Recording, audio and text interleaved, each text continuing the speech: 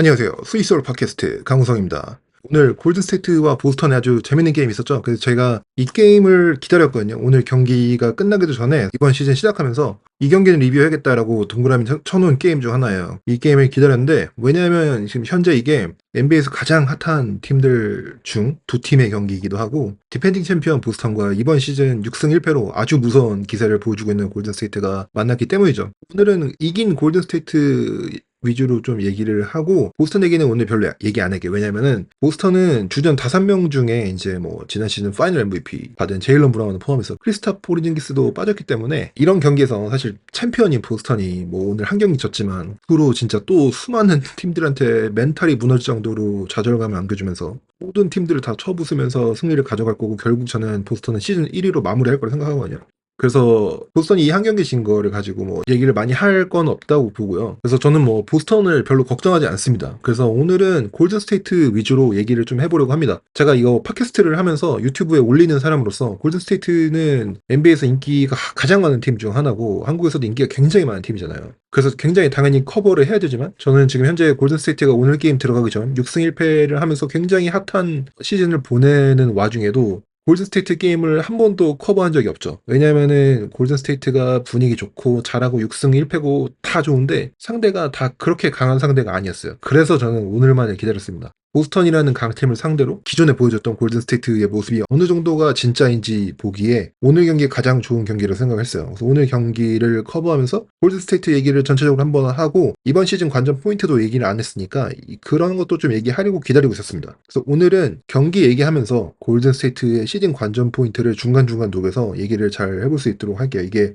내용이 좀 굉장히 많아서 오늘 다는 못할 것 같고 조금 얘기해보고 그 다음에 다음에 또 골든스테이트를 커버할 때 녹여서 얘기할 수 있도록 해보겠습니다. 골든스테이트가 오프 시즌에 뭐 빅 트레이드도 노리고 뭐 잘 안 됐지만 그래도 이번 오프 시즌에 좋았던 거는 클레이 탐슨 뭐 크리스 폴 같은 좋은 선수를 잃긴 했지만 그래도 이제 3명의 퀄리티 높은 로테이션 플레이어를 영입했다는 거죠. 뭐 디앤서니 멜튼은 저는 사실은 디앤서니 멜튼이 주전 2번 자리를 쉽게 찰 거라 생각했거든요. 굉장히 좋은 슈터이면서 골든스테이트의 시스템에서 농구할 수 있고 게다가 좋은 프리미터 디펜더이기 때문에 저는 디앤서니 멜튼이 주전이 되지 않을까 싶었는데 어쨌든 지금 벤치를 쓰고 있죠. 거기에 이제 버디 힐드 영입했죠. 칼 앤더슨이라는 굉장히 하이레벨 롤플레이어들을 데려왔거든요. 무엇보다 중요한 거는 이 세 선수 모두가 골든스테이트의 농구에 맞는 높은 BQ를 가진 선수들이라는 점이죠. 여기에 이제 뭐 제가 말씀드리지 않았던 린디 워터스까지 치자면 진짜 4명의 좋은 롤플레이어들을 영입한 거거든요. 거기에 이제 코치진의 변화도 있었죠. 클리브랜드 얘기할 때 제가 잠깐 얘기했지만 골든스테이트가 원래 마이크 브라운 수비 코치가 있었고 케니 애킨슨이 공격 코치로 있었는데 그러다가 이제 마이크 브라운이 세크라멘토의 감독으로 가면서 케니 애킨슨이 공격과 수비를 둘 다 겸하게 됐거든요. 지난 시즌에 골든스테이트의 수비에서의 문제점이 조금 보였는데 그게 오버헬프였어요. 이 오버헬프라는 단어만 들으면 골든스테이트 팬들은 진짜로 경기가 될 것 같은데 왜냐면 지난 시즌 경기를 보면은 수비에서 골든스테이트가 게으른 게 아니에요. 근데 이제 어디로 로테이션을 돌아야 될지 어디서 헬프를 가야 될지 이게 룰이 정확하게 세팅이 되어 있지 않는 것 같아서 지난 시즌 골든스테이트 경기를 보신 분들은 이 오버헬프 때문에 너무 답답했을 것 같아요. 예를 들면 제가 지난 시즌에 클리퍼스와 골든스테이트 경기 리뷰하면서 만든 영상 중에 드레이몬드 그린이라는 리그 최고의 디펜더가 러셀 웨스트브룩을 앞에서 따라가면서 잘 막고 있었는데 코너에 아주 위력적인 스팟업 능력을 가진 뭐 아미르 코피나 노만 파월 같은 선수가 있는데 이 선수들을 버리고 오버헬프로 와서 드레이몬드 그린이 막고 있는 웨스트브룩이라는 그렇게 효율적이지 않은 골밑 슈터에게 오버헬프로 와서 완전 효율 높은 스팟업 슈터들을 와이드 오픈 상태로 남겨두고 이들한테 슛을 먹으면서 골을 많이 먹었는데 골든스테이트가 사실상 이런 오버헬프의 문제가 지난 시즌의 수비에 굉장히 큰 문제였어요. 근데 이런 걸 보면서 수비 코치의 부재가 제가 크게 느껴졌거든요. 단순히 이제 사이드라인에서 어떻게 수비하라고 크게 외쳐주는 마이크 브라운의 뭐 그런 존재감이 없는 것도 컸지만 전체적인 수비 전술 튜닝이 잘 안 됐다고 느껴졌거든요. 그래서 이번 시즌에 수비 코치 제리 스택하우스를 고용했고 공격에서는 스티브 커가 뭐 2년째 플레이오프나 뭐 플레이인 탈락할 때마다 인터뷰에서 한 얘기가 있죠. 우리는 더 이상 공격할 방법이 없었다. 뭐 던질 커브볼이 없었다. 그다음에 뭐 스테픈 커리의 하이 피켄롤만 할 수밖에 없었다라고 했었는데 이게 공격 코치로 이번 시즌에 테리 스토츠를 데려오면서 공격에서도 새로운 변화를 보여주고 있거든요.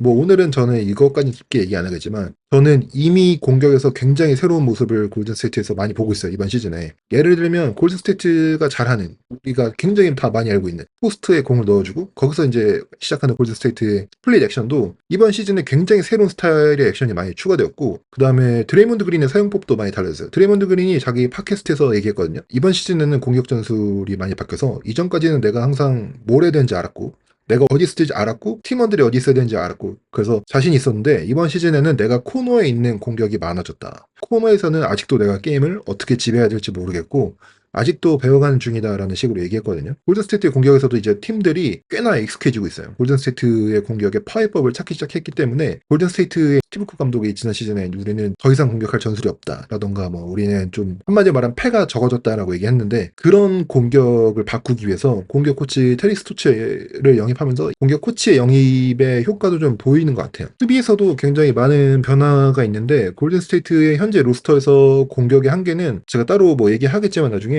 현재 로스터가 갖고 있는 어마어마한 이점이 있는데 그게 특히 수비에서의 이점이에요. 골든스테이트는 스티브 커 감독이 골든스테이트의 딥벤치, 두터운 로스터를 얘기하면서 우리는 13명의 좋은 NBA 레벨의 로테이션 플레이어가 있다라고 했는데 거짓말이 아니죠. 오늘 골든스테이트 주전으로 나온 커리, 무디, 위긴스, 그린, 트레이스 잭슨 데이비스, 여기 5명이 더해서 게리 페이튼 2, 그다음에 버디 힐드, 카일 앤더슨, 조나단 쿠민가, 루디, 린디 워터스에 오늘은 이제 경기에 안 뛴 디앤서니 멜튼이나 브랜든 포잼스키까지 합하면은 어느 NBA 팀에 들어가도 로테이션에 들어갈 수 있는 플레이어들이 13명이나 있어요. 게다가 대부분의 선수들이 다 피드가 있고 운동 능력이 좋고 프리미터에서 스위치가 가능한 선수들이라서 골든스테이트의 수비에서의 가장 큰 장점은 빠르고 운동 능력 좋고 여러 포지션에 스위칭이 가능한 게리 페이튼, 카일 앤더슨, 조나단 쿠민가, 모세스 무디, 원래 뭐 벤치 싸우니까 린디 워터스 이런 선수들이 끊임없이 경기 내내 계속해서 쏟아져 나온다는 거거든요. 골든스테이트의 새로운 수비 코치 제릭 스택하우스는 이 점을 극대화하기 위한 수비 전술을 이번 시즌에 가지고 왔는데, 그게 바로 이제 기본적으로는 최대한 자기 매치업에 최대한 붙어서 앞에서 쉽게 뚫리지 않고 모든 스크린 액션을 스위칭해서 상대로 하여금 1대1 하게 만들고 스크린 액션에서 생기는 다른 이점을 주지 않으면서 일단 이걸 기본적으로 하면서 여기에 골든스테이트 운동력 좋은 끝없는 웨이브의 프리미터 플레이어들이 계속해서 나온 것을 활용해서 공격적으로 블리칭, 더블팀, 트랩 등을 하면서 공에 2명이 붙어서 상대가 패스를 하면 빠른 스피드와 운동 능력을 가진 골든스테이트 선수들이 빠르게 로테이션을 돌면서 수비를 하는 방식이 올해 골든스테이트의 수비의 방식이거든요. 스티브 커 감독이 이 얘기를 했어요.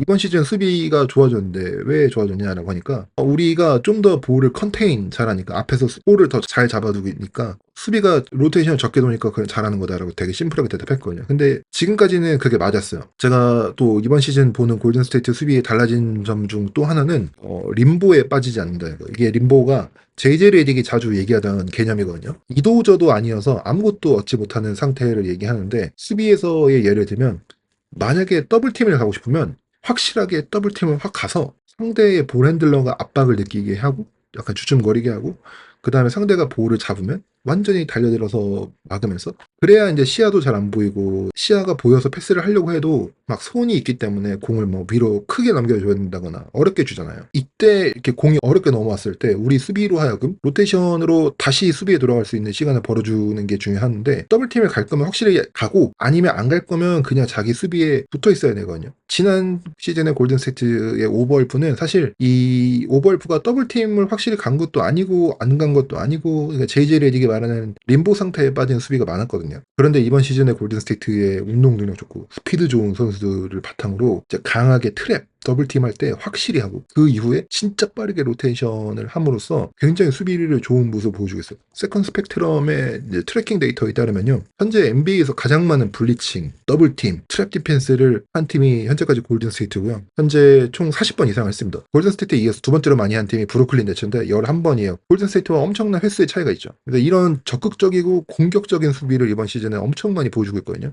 그러면서도 현재 지금 디펜시브 레이팅이 전체 2위인 게 골든스테이트예요. 이게 이번 경기 보스턴과의 경기에 들어오기 전까지 스탯인데 제가 이게 어디까지가 진짜인지가 궁금했어요. 이 수비가 진짜 좋은 NBA 팀한테도 통하는 수비인가가 궁금했고, 골든스테이트의 오늘 경기 포함 앞으로의 5게임이 골든스테이트에 대해서 많은 것을 말해줄 거라고 생각했거든요. 오늘 포함 5개의 경기 스케줄이 보스턴, 클리브랜드, OKC 원정이고 그다음에 이제 댈러스랑 이제 NBA 컵 게임을 하고 멤피스랑 경기를 하거든요. 이 5게임 스트레치가 골든 스테이트의 현재 수비가 어느 정도인지 보여줄 거라고 생각했습니다. 그리고 오늘 리그 오펜시브 레이팅 1위 디펜딩 챔피언 보스턴 셀틱스를 만나서 경기를 하는데 골든 스테이트의 수비가 이 정도의 강팀을 만나서는 어느 정도 할 수 있는지를 보고 싶었는데 그 결과는 와, 진짜 세상에 이런 얘기가 절로 나왔죠.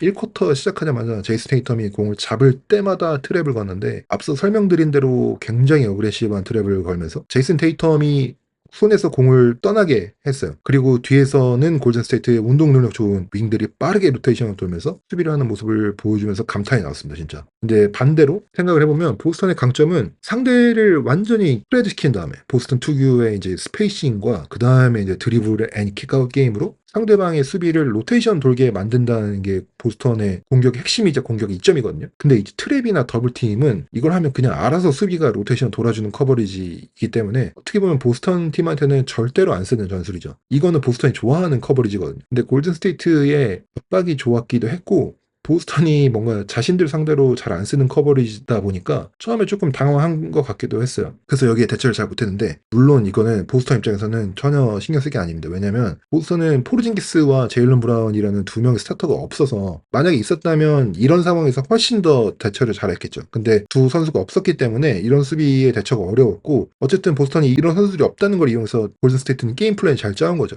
두 명의 센터가 계속해서 플로어에 있었던 보스턴이 골든 스테이트가 스피드와 운동 능력으로 수비에서 로테이션을 돌 수 있었다고 생각을 한 거거든요. 전반에 테이텀이 턴오버 5개, 데릭 화이트도 더블팀 당하면서 턴오버를 범했고 아로포드 3개, 프리차드 뭐 2개 등 전반적으로 보스턴이 이런 수비에 당황을 한 듯이 대처를 잘 못했어요. 그리고 여기에 이제 트랜지션으로 속공 찬스로 점수차를 2쿼터에 많이 벌렸던 골든 스테이트거든요. 골든 스테이트의 트랜지션에도 올 시즌 많은 변화가 있었는데 이것도 이번 시즌 시작 전부터 스티브 커 감독이 계속해서 강조해왔던 내용이에요. 지난해 골든 스테이트의 수비, 특히 트랜지션 수비가 망가졌거든요. 앞서도 말씀드렸듯이 골든 스테이트는 로스터가 전부 빠르고 운동 능력 좋은 선수들이 많아서 트랜지션도 잘할 수 있는 팀이에요. 그래서 NBA.com의 트래킹 데이터에 따르면요. 팀 평균 스피드가 현재 리그 3위인 게 골든 스테이트고요. 1위가 멤피스, 2위가 토론토예요. 플로어를 빠르게 전환하면서 이 플로어를 빠르게 왔다 갔다 하는 게임을 하면서 상대를 완전히 압도할 수 있는 팀이 골든 스테이트거든요.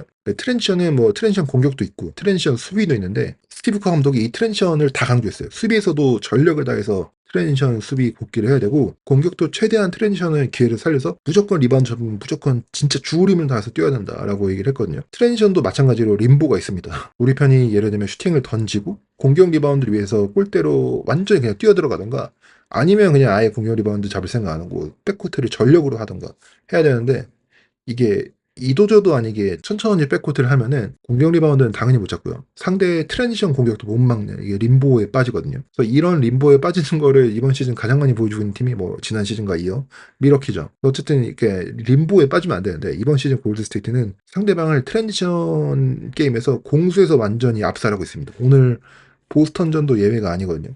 보스턴이 전반 실책 10개를 했고 골든 스테이트가 오늘 경기 속공 득점 17점, 보스턴이 8점으로 트랜지션 공격도 압도했어요. 이번 시즌에 현재 골든 스테이트의 이런 수비에서의 장점이 드러나는 진짜 각가지 지표가 있거든요. 아까 말씀드린 더블팀 블리칭 뭐 이런 거 리그 1위 말씀드렸고 디펜시브 레이팅 2위, 디플렉션 리그 1위고요. 디플렉션이 수비에서 스틸로 이뤄지지 않더라도 수비에서 손에 맞는다거나 어쨌든 이런 패싱 레인을 방해하는 그런 지표가 1위고 또 수비를 좀 더 나눠서 보면은 클리닝 더 글래스에서는 이 히브샷, 그러니까 뭐 예를 들면 쿼터 끝날 때 굉장히 멀리서 던지는 슈팅 있잖아요. 이런 슈팅과 가비지 타임의 스탯을 제외하고 보여주는데 이제 클리닝 더 글래스 지표에 따르면요. 트랜지션 수비 리그 1위고요. 하프코트 수비 레이팅이 84.7점이라는 숨막히는 수비로 리그 전체 2위의 지표를 보여주고 있는 게 골든 스테이트입니다. 이런 수비 전략과 보스턴의 턴오버에 의한 득점으로 아마 골든 스테이트가 14점까지 앞섰을 거예요. 3쿼터 초반에. 근데 이제 챔피언은 괜히 챔피언이 아니죠. 이제 보스턴이 조우 마졸라 감독의 약간의 전술적 조정을 통해서 보스턴의 와이드 오픈 3점을 만들기 시작하고 보스턴이 슈팅이 많이 터지기 시작합니다. 약간의 전술적 조정 중 하나가 스페인 피켈롤이야. 스페인 피켈롤 많이 보여드렸었는데 전통적인 스페인 피켈롤을 보스턴이 한 게 아니라 두 번째 스크리너가 스크린을 하는 대신 3점 라인 밖으로 팝아웃하는 형식으로 제가 지난번 댈러스 샌안토니오 경기 때 클레이 탐슨이 두 번째 스페인 피켈롤에서 3점 라인 밖으로 이제 슬립해서 나가서 와이드 오픈 3점을 넣는 것을 보여준 것처럼 아마 제 기억에 세마우저였던 것 같아요. 세마우저가 두 번째 스크린 거는 대신에 3점 라인 바깥으로 나가면서 골든스테이트의 트랩 디펜스를 완전히 카운터 치면서 3점 찬스를 얻었거든요. 또 골든스테이트에서 트레이스 잭슨 데이비스나 루니가 있을 때 이 두 명의 센터를 타겟팅해서 두 선수가 골대 멀리에서 피켄롤을 하게 만들고, 그 다음에 보스턴은 슛이 만약에 안 들어가더라도 골든스테이트의 센터가 멀리 떨어져 있으니까 오펜시브 리바운드를 보스턴이 많이 가져가면서 이때 세컨 찬스 득점을 많이 했거든요. 보스턴이 경기가 잘 안 풀리고 어려워도 결국에 챔피언 팀은 이길 수 있는 방법을 찾아냅니다. 오펜시브 리바운드 잡고 점점 좀 따라오다 결국 역전을 하죠. 물론 여기에는 골든스테이트의 수비 집중력이 조금 내려와서 박스아웃 안 하고 막 공 쳐다보고 이런 것도 좀 있었어요. 여기에다가 보스턴 에이스 제이슨 테이텀이 불을 품기 시작합니다. 테이텀이 지난해 풀업 슈팅이 좋게 시작했는데 시즌 약간 중반 후반 가면서 완전히 풀업 슈팅이 망가졌거든요. 제 기억으로는 테이텀이 커리어상 아마 최악의 풀업 슈팅 효율을 보여줬던 시즌이 지난 시즌이었고, 특히 플레이오프 와서는 더 안 좋았는데 풀업 슈팅당 득점 기대값이 0.73점으로 진짜 최악으로 저조했거든요. 그리고 그 상태로 여름에 올림픽 팀에 선발되어서 쇼케이스 경기 포함 올림픽 통틀어서 시너지에 따르면은 점프 슈팅을 19개 던졌는데 0개를 넣었어요. 그러니까 테이텀의 어떻게 보면 슬럼프라고 볼 수 있죠. 좀 길게 늘어난 슬럼프인데, 저는 이게 올 시즌에 테이텀이 반등을 할 거다, 돌아올 거다라고 얘기를 했는데, 여름 동안 테이텀이 자신이 망가진 점프 슈팅을 고치는데 연습을 많이 했고, 올 시즌 슈팅이 한결 부드러워지고 한결 간결해졌어요. 슈팅 폼만 봐도. 그리고 이번 시즌에 테이텀 슈팅이 진짜 불을 품고 있습니다. 보스턴 팬들에게는 아주 기뻐해야 될 소식이죠. 테이텀이 현재 이번 시즌 풀업 슈팅당 기대값이 1.09점이고 거의 1.10이에요. 그러니까 진짜 굉장히 위협적인 풀업 슈터가 되었고, 오늘도 그 모습이 3쿼터에 잘 드러났어요. 테이텀이 진짜 터프한 풀업 3점도 넣고, 보스턴 특유의 드리블 후 킥아웃 해주면서 와이드 오픈 캐치앤 3점도 몇 개 넣으면서 보스턴이 따라가고 역전을 했습니다. 보스턴을 이렇게 상대할 때 보스턴을 상대하는 팀마다 다 나름대로 계획이 있어요. 근데 그나마 이제 가장 승산이 있어 보이는 계획은 수비에서 모두 스위칭하고 보스턴의 스크린 액션을 통해서 우리 수비가 로테이션 돌 일을 적게 만들고, 보스턴이 그래서 1대1 공격을 하게 만들고 터프한 풀업 슈팅을 던지는 보스턴을 점프 슈팅 팀으로 만들어 버리면은 그 다음에 승산이 있다. 근데 이런 걸 할 수 있으려면 프리미터의 수비의 뎁스가 있어야 된다고 얘기했어요. 제가 보스턴과 댈러스 경기 리뷰하면서 보스턴은 너네 팀에 좋은 프리미터 수비수가 있어 라는 걸 챌린지하는 게 아니라 너네 팀에 좋은 프리미터 수비수가 몇 명 있어를 되게 챌린지한다고 했잖아. 이 뎁스가 중요하거든요. 그렇게 할 수 있는 팀이 몇 개 없는데, 그 당시 아마 댓글로 어떤 분이 물어봐 주신 적 있어요. 그러면 그 프리미터의 뎁스가 있는 팀이 어떤 팀이냐고. 근데 제가 그때 가장 먼저 생각나는 팀은 올랜도 매직이었거든요. 올랜도 매직이 보스턴을 상대를 굉장히 잘합니다. 아마 지난 시즌도 상대 전적이 2대2였나 그랬었고, 그 전 시즌은 올랜도가 4대0으로 이겼었던 걸로 저는 기억하거든요. 왜 그러냐면 올랜도가 프리미터에서 사이즈도 좋고 스위칭이 가능한 디펜더가 굉장히 많고, 그러다 보니까 보스턴이 결국 점프슈팅을 하게 되고, 점프슈팅이 안 터진 날은 올랜도가 또 승산이 생기는 거죠. 그래서 보스턴이 굉장히 잘하고 올랜도가 아예 플레이오프권이 아니었던 지지난 시즌에도 장난스럽게, 예를 들면 보스턴이 소셜팀에서 보스턴 오피셜 어카운트에 그런 거 올리잖아요. 누가 우리 팀을 막을 것인가 하는데 그 밑에 댓글로 올랜도 매직 막 이런 써 있었거든요. 올랜도 매직 그땐 플레이오프 팀도 아니었는데 보스턴 팬들이 그렇게 얘기할 정도로 올랜도 매직이 굉장히 보스턴과 매첩이 잘 돼요. 그런데 이번 시즌에 보스턴과 매첩이 또 잘 되는 팀이 제가 방금 설명드린 대로 골든스테이트죠. 골든스테이트의 프리미터 뎁스가 있기 때문에 보스턴의 이 액션을 스위칭할 수 있는 능력이 있거든요. 그래서 오늘 그게 잘 됐고, 거기다가 이제 보스턴이 풀업 슈팅이 그렇게 많이 터지진 않았어요. 오늘 터프한 풀업 슈팅을 많이 던지게 만들었고, 오늘 보스턴이 그래서 야투율이 42%, 3점 야투가 35%였고, 골든스테이트가 보스턴에게 굉장히 많은 컨테스트 샷을 던지게 만들었습니다. 그리고 이제 보스턴을 이기려고 하는 마지막 이제 그 승부수는, 경기를 어떻게든 이 보스턴과 근소하게 가서 4쿼터 마지막 클러치 타임에 들어가서 우리 팀의 슈퍼스타가 보스턴의 제이슨 테이텀을 능가하는 활약을 보여주면서 이 경기를 끝내는 게, 그냥 그게 가장 그나마 승산이 있는 그림이거든요. 그런데 오늘 골든스테이트의 스테픈 커리가 4쿼터에 이런 모습을 보여줬죠. 오늘 4쿼터 마지막 5분 30초 동안 스테픈 커리가 득점 혹은 어시스트로 15점을 만들어냈거든요. 보스턴이 7점 차로 앞서갔을 때 3점 슛 2방을 빠르게 꽂으면서 1점 차로 바로 줄여버리고, 그 이후 돌파하면서 레이업 넣고 막 커딩 득점하고 돌파하면서 수비수 땡기고 홀미슛 미스 되니까 커리를 막기 위해서 점프를 뛰었던 뭐 케타나 아르포드가 블락을 떴기 때문에 리바운드를 못 잡을 때 루니가 달려들면서 오펜스 리바운드로 득점도 하고 스크린 액션으로 상대 수비수의 주의를 끈 뒤에 코너에 비어있는 힐드에게 패스하고 사실상 쐐기포를 받았거든요. 버디 힐드의 3점 슛이.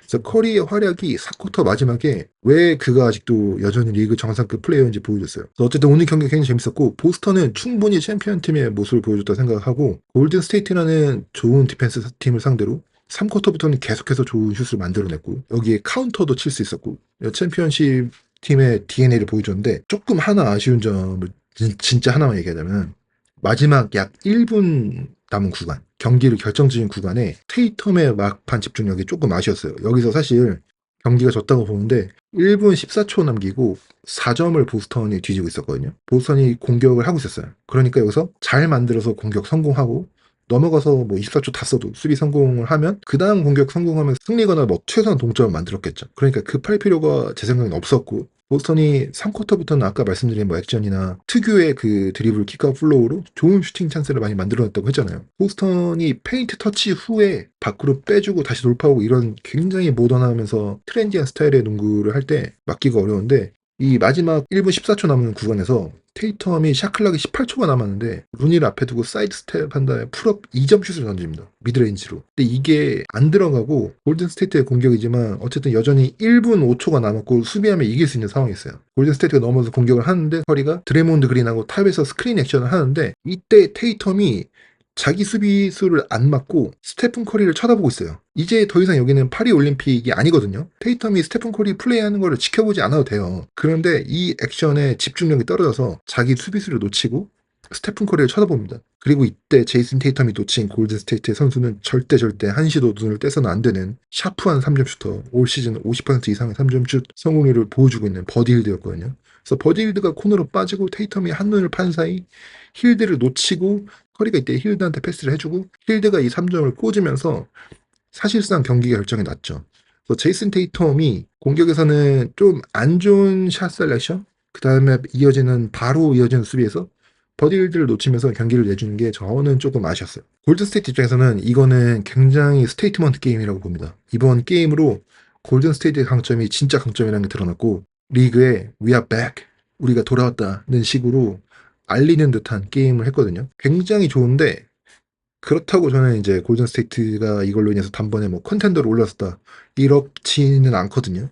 냉정하게 평가를 해야 된다고 생각하는데 그런 평가를 하는 관점에 있어서 제가 이번 시즌에 골든스테이트를 지켜보는 관전 포인트가 있어요. 골든스테이트가 좋은 롤플레이어를 영입했기 때문에 골든스테이트의 저점이 높아졌어요. 그래서 골든스테이트가 아무리 그날 경기력이 안 좋아도 좋은 플레이어들이 많기 때문에 망할 수 있는 저점 자체가 지난 시즌보다 훨씬 높아졌다고 봐요. 그런데 골든스테이트의 고점, 실링이 높아졌느냐 이거는 전적으로 스테픈 커리한테 달려져요. 그래서 이것도 냉정하게 평가를 해봐야 되는데 지난 시즌에 골든스테이트가 지난 시즌의 로스터를 가지고 오펜시브 레이팅이 리그 9위였어요. 이거는 제 생각에는 스테픈 커리의 파괴력을 보여주는 거라 생각하거든요. 지난 시즌 후반에 스테픈 커리가 슬럼프가 있었던 때도 골든스테이트는 공격력이 리그 8위였어요. 스테픈 커리가 득점을 하지 않더라도 코트에 있으면서 그냥 끊임없이 움직이는 것 자체로만 해도 얼마나 위력적인가를 보여주는 지표라고 저는 생각하거든요. 스테픈 커리가 다시 득점 볼륨이 올라가면 얼마나 무서워질지를 알 수 있는 대목이에요. 그리고 골든스테이트는 스테픈 커리 이외에 이렇다 2옵션이 없는 상태에서 46승이라는 성적을 거뒀거든요. 그래서 저는 이 지난 시즌에 스티브 커 감독, 스테픈 커리가 진짜 대단하다고 생각해요. 이 팀이 가진 로스터, 그리고 지난 시즌에 드레이몬드 그린의 출장 정지, 뭐 이런 모든 걸 겪고도 저는 사실 30승 정도 해도 이상하지 않다고 생각했을 시즌에 46승을 했거든요. 그래서 이거는 굉장히 대단하다고 생각해요. 근데 좀 더 냉정하게 들여다보면요. 골든스테이트는 승률 50% 미만 팀을 상대로 지난해 24승 5패를 했어요. 이 기록이 OKC가 지난 시즌 승률 50% 미만 팀을 상대로 이긴 것과 같은 승률이에요. 이거는 굉장히 좋은 소식이죠. 반드시 이겨야 될 팀들한테 대부분 이겼다는 거죠. 그런데 나쁜 소식은 클리닝 더 글라스에 따르면요. 포인트 디퍼런셜, 그러니까 득실차가 좋은, 그러니까 강팀, 탑 10 팀을 만나서는 골든스테이트가 9승 21패였어. 이런 상대들과의 매치업에서 넷 레이팅은 마이너스 2.7이었거든요. 이거는 NBA에서 22위에 해당하는 기록이에요. 그러니까 샬럿, 멤피스, 샌안토니오, 포틀랜드, 유타, 디트로이트, 애틀랜타, 시카고 이런 팀들 다 뭐 플레이오프 못 가는 팀들이잖아요. 이 팀들이 모두 다 탑 10 포인트 디퍼런셜 팀을 상대로 골든 스테이트보다 더 좋은 넷 레이팅을 기록했어요. 이거는 저는 골드 스테이트의 로스터의 실링의 한계를 굉장히 잘 보여주는 스탯이라고 생각하거든요. 약한 팀들은 다 이길 수 있지만 진짜 화력을 가진 상대를 만나면 이 팀들을 극복할 수 있는 탤런트가 부족한 거죠. 그러니까 지난 시즌 이 로스터로 46승을 한 거는 저는 진짜 골든 스테이트의 스티브 커 감독이 갖고 있는 모든 걸 다 쥐어짠 거라고 생각하거든요. 이번 오프 시즌에 영입을 하면서 지금 현재 골든 스테이트의 성적과 팀 분위기가 2021-22 그 골든 스테이트가 최근에 우승했던 시즌을 좀 떠오르게 하거든요. 이 시즌을 시작하기 전에 오픈 시즌은 네마냐 비엘리차, 게리 페이튼 2, 오토 포터 주니어 같은 골든 스테이트 농구에 맞는 퀄리티 있는 롤 플레이어들을 데려옴으로써 우승을 했거든요. 근데 중요한 것은 그 바로 전 시즌에 21 시즌에 플레이인에서 떨어졌던 시즌 있잖아요. 그 시즌에 스테픈 커리가 저는 사실상 스테픈 커리 농구 인생의 최고의 농구를 했다고 생각해요. 그 시즌이. 지금도 우승했던 시즌도 농구 실력 자체로만 보면 스테픈 커리가 그 전 시즌에 훨씬 좋았다고 생각해요. 아마 그 시즌에 4월달 평균 득점이 37득점인가 하고 경기당 평균 3점을 6개 이상 넣었을 거예요. 진짜 미친 시즌을 보냈거든요. 이때 골든스테이트의 팀에 좋은 롤플레이어들이 별로 없었어요. 이때가 뭐 켈리 우브레 주니어가 주전으로 뛰고 막 에릭 파스카 이런 선수들이 벤치에서 나오던 시절이거든요. 완전 슈퍼스타급 활약을 하는 커리가 있고 거기에 안 좋은 롤플레이어들이 있었는데 그 다음 오프 시즌에 좋은 롤플레이어들을 붙여줌으로써 그 다음 시즌도 커리가 슈퍼스타처럼 플레이하면서 우승을 했거든요. 골든 스테이트는 이 방식을 한번 저는 증명한 적이 있다고 생각해요. 슈퍼스타 스테픈 커리한테 좋은 롤 플레이어를 붙여주면은 우승할 수 있다는 거를 증명한 적이 있는 거거든요. 이번 시즌 앞서 말했듯이 좋은 롤 플레이어들을 많이 데려왔고 그 리그에서 진짜 가장 두터운 로스터를 가지게 되는 골든 스테이트인데 문제는 스테픈 커리가 여전히 슈퍼스타 스테픈 커리냐는 거죠. 지난 시즌에 스테픈 커리가 뭐 잘하긴 했죠. 근데 2020-21 시즌 보여준 슈퍼스타급은 전혀 아니었고 지지난 시즌보다도 좀 떨어졌거든요. 그러니까 특히 올스타전 이후는 지난 시즌에 평균 득점이 23점이 안 됐어요. 3점 슛은 뭐 38점 몇 프로였고 굉장히 많이 내려왔고 슈퍼스타로 부르기는 어려운 활약이었어요. 그 후에 이제 플레이인에서 탈락하고 이번 시즌 들어온 거거든요. 그래서 어쨌든 지난 시즌 스테픈 커리의 부진한 활약이 지난 시즌 골든 스테이트가 강팀들을 상대로 고전했던 이유 중 하나거든요. 2021 시즌에 골든 스테이트는 이번 시즌 말고 바로 전 시즌 2023-24 시즌보다도 훨씬 더 안 좋은 롤 플레이어의 로스터를 갖고 있던 팀이에요. 근데 그 팀이 탑 10 포인트 디퍼런셜 팀을 상대로 할 때는 10승 15패를 했어요. 그러니까 40% 승률이에요. 그 지난해는 30% 승률이었거든요. 이 10%의 갭이 스테픈 커리의 슈퍼스타 활약으로 인해서 만들어낸 거죠. 스테픈 커리가 그냥 혼자 완전 슈퍼스타급으로 활약하면서 더 안 좋은 로스터의 팀으로 강한 팀들을 상대로 10%더 승률을 가져갈 수 있었다는 얘기거든요. 그 해당 시즌에 스테픈 커리는 진짜 리그 최고 플레이어처럼 활약했어요. 그래서 이번 시즌에 제가 골든 스테이트를 지켜보는 포인트 중 하나가 스테픈 커리가 어느 정도 슈퍼스타 폼에 다가갈 수 있느냐였거든요. 저는 스테픈 커리의 좋은 시즌을 예상하고 있어요. 왜냐면 지난 시즌은 잘 못했고 커리는 굉장히 이 승부욕이 강한 사람이거든요. 그래서 못하면 반드시 반등을 하는 저는 그게 있다고 보기 때문에 이번 시즌에 잘할 거라고 생각을 하고 있었어요. 근데 오늘 경기 이전에 사실 포틀랜드, 유타 경기는 골든스테이트가 너무 압도적으로 이기는 나머지 커리가 4쿼터에 뛰지도 않았고요. 클리퍼스는 부상당했고 그 이후 워싱턴 전에 복귀해서 뛰었지만 사실 이건 워싱턴전이고 그 다음이 오늘 보스턴전 경기거든요. 그래서 좀 평가할 표본이 부족했는데 골든스테이트 팬들 입장에서는 오늘같이 보스턴이라는 강팀을 상대로 스테픈 커리가 슈퍼스타 레벨로 활약을 해줬다는 것은 진짜 좋은 신호입니다. 오늘 스테픈 커리가 27득점, 3점 44%로 4개 성공시키고 7리바운드, 9어시스트, 스틸 4개, 블락 1개. 그래서 굉장히 좋은 활약을 해서 골든스테이트한테는 좋은 신호일 것 같습니다. 사실은 저 오늘 골든스테이트의 관전 포인트 좀 더 얘기할 게 있는데 이게 너무 길어지다 보니까 오늘은 여기까지 하고요. 다음에 골든스테이트 얘기할 때 조금 더 얘기해 보도록 하겠습니다. 오늘도 시청해 주시고 들어주셔서 감사하고 저는 다음 에피소드로 찾아뵙겠습니다. 감사합니다.